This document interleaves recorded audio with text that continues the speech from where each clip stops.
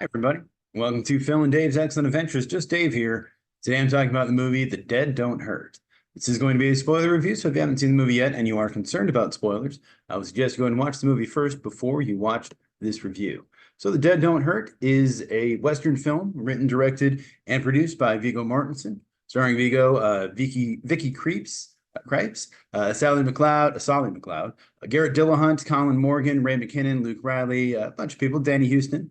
Mortensen also did the score for this, which I was surprised by. The movie takes place in the 1860s, where Franco-Canadian Vivienne Le Coudy falls in love with a Danish immigrant named Holger Olsen in San Francisco. They are separated and kept apart by the American Civil War. As far as what I liked about the movie, overall, the cast is great. I really like Viggo Mortensen. He's a great actor. I was unfamiliar with Vicky Krieps. I guess she was in The Phantom Thread, I think. I never saw that movie, but she's very good in this as well. I really like Garret Dillahunt. He's great in everything. I know him from Raising Hope, but he was also on the Deadwood series. He actually played two different characters on that. So it's funny to see him in another, Western kind of movie. And I feel like we see a lot of that. Danny Huston shows up in this. I think he's also in the Kevin Costner Western movie that comes out in a couple months. Yeah, great stuff for him. I really liked him a lot. Sally McLeod, I'm not familiar with this guy, I don't think. I kind of looked him up. I didn't see him, but he plays Weston, the sort of main antagonist, and great. I really like him. He was such a easy to hate character. Just something about the way that he acted was just very aggressive and obviously very evil character. But also he kind of reminded me a little bit of Seth Rogen a little, like in his face. So I'm just like, it's just weird to see like that kind of character, but really like him. He did a really good job. I really like that character a lot. Other than that, Nadia Litz as Martha. W. Earl Brown, he's fun. Anytime I see him in anything, I had to look him up. I'm like, what do I know this guy from? He's in a bunch of stuff, but he played Warren in Something About Mary, I think. So that's kind of funny. A bunch of other stuff. One of those characters I actually see in a lot of things. But yeah, he's great. Like I said, Danny Huston, great as well. I like all of them. Cinematography in this was by a guy named Marcel Ziskind. Not familiar with him. I think he's Danish, and he did The Killer Inside and Killer Inside Me and As in Heaven.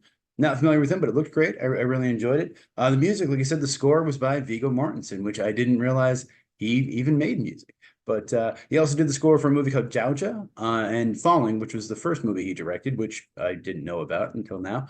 He also did some songs for Captain Fantastic and for Lord of the Rings. He did one for the first and third Lord of the Rings movies.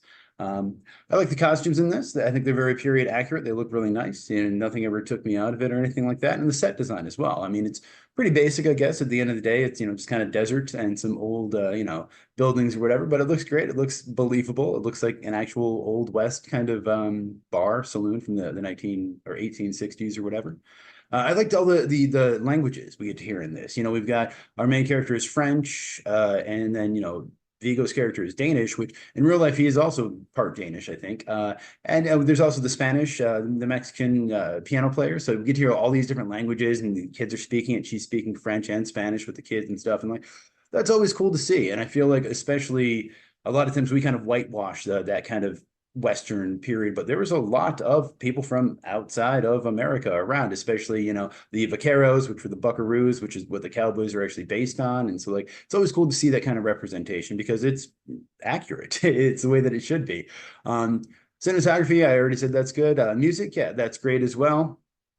Other than that, the scenery. There's just some very nice scenery in this. It's very well shot. They shot in a couple different places, and I looked it up where it was, and I've already forgotten. But I think they filmed in Canada, I want to say, and maybe a couple other countries as well. But either way, let's see. They filmed in Mexico as well, and Ontario and British Columbia. So yeah, good stuff. It looks really great. It's a very beautiful kind of looking movie in a lot of ways. And I thought the romance worked really well as well. I don't hate romance. I don't generally go see romance movies or anything, but no, in a lot of ways, I think the romance between the two of them really worked. They have some really nice, cute scenes together where, like, he pulls her into the manure that he's like digging up and all that kind of stuff. And they have a couple other moments like that, nice little bonding moments. And I think it works really well. Even when he comes back and he finds that, there's this son that he didn't expect to be there. That's almost certainly not his kid. Still kind of handles it, pretty well. I think it's just because they still love each other, and it's like, yeah, well, now there's this kid we didn't expect it, but we're still gonna love this kid, and we're gonna raise it together. That's really nice. I really enjoyed that.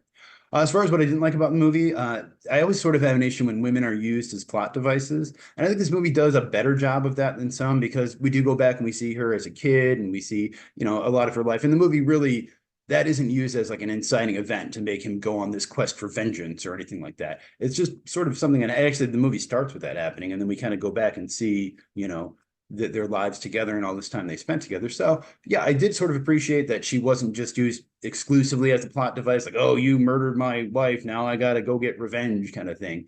But I still do kind of, I don't know. I mean, I know that violence happens to women all the time and it's terrible, but I do feel like, maybe movies overuse that sometimes as the plot device where I'm like, okay, we get it. Yeah, men are monsters and, it's nightmare to be a woman. But, and also I appreciated they did give us more stuff with Vivienne as a child, but I don't know how much I really needed it. And I guess I didn't really get it because at first I'm dumb and I'm like, oh, wow, she saw a knight. And I'm like, well, let's see, this is the 1860s. So then she's probably 40. So that would have been the 1830s. Like, no, they didn't have knights in the 1830s. So it took me longer than it should have to be like, no, no, no, American Revolution, they're the redcoats, right?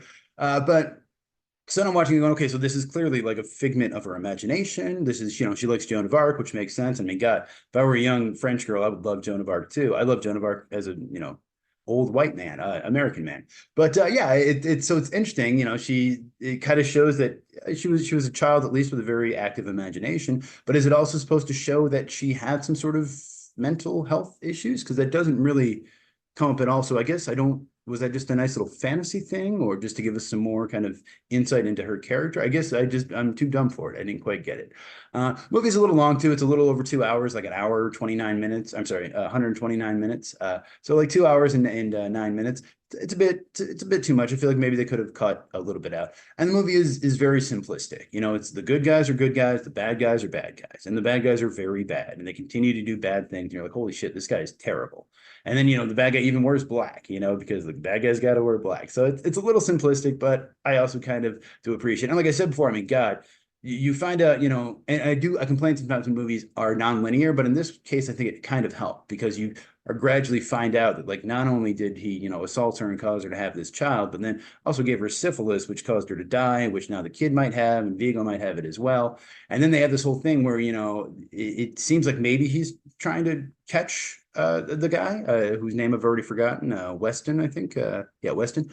It seems like maybe he is trying to catch him, but then, he says, I'm not following you. We're just trying to go west, which I guess is probably true. I'm not 100% sure. And then we do have this instant where, this moment where it looks like, they have that tense standoff there where they're both on the horse and you see it in the trailer and you're waiting to see what's going to happen. And Viggo finally throws a knife, hits him in the neck, knocks him off the horse. And, he's got the gun. He's like, yeah, shoot this guy finally. And then he doesn't.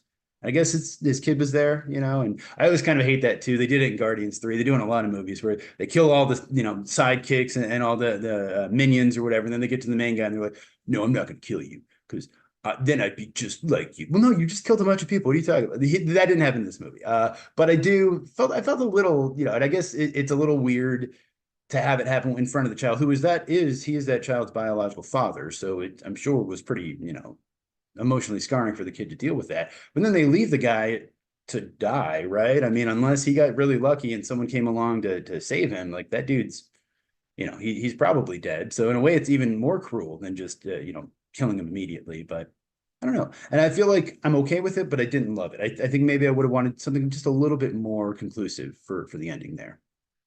Other than that, movie is directed by Viggo Mortensen. He also directed the movie Fallen, which I've not heard of. But it's a movie about a man who has Alzheimer's and comes back to live with his son. And I believe that the man is played by Lance Henriksen, which sounds interesting. I haven't seen it, but okay. It was also written by Viggo Mortensen. The only other thing he wrote before this was Falling, but he's written a bunch of books. I started reading through, and yeah, he's written books of poetry and a bunch. He's got at least 20 or 30 books that he's published and written. So like, that's cool. Good for you, man. I didn't realize how talented or how many different things Viggo did. So that's cool. A movie, I really couldn't find a budget or box office on this. I don't think this kind of movie that's really designed to make a lot of money. And I assume probably didn't spend too much, probably not more than 10 million, 20 million. I have no idea.